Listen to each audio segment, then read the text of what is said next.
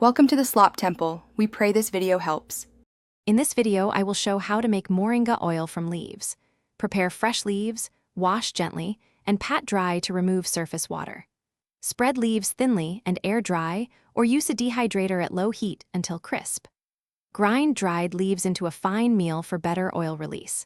Select cold press or safe solvent extraction, then filter and store oil in dark glass to preserve quality and aroma.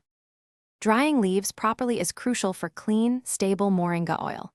Spread leaves in a single layer in shade, or use a dehydrator set between 40 degrees C and 50 degrees C for gentle drying. Turn leaves occasionally to ensure even moisture loss and prevent clumping. Test dryness by crumbling a leaf. It should snap cleanly. Properly dried leaves store longer and yield better oil during pressing or solvent extraction, improving shelf life and aroma.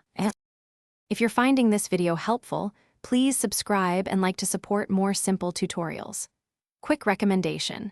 Life's too short for a stinky car. Grab Little Tree's black ice as a small reward after messy extraction sessions.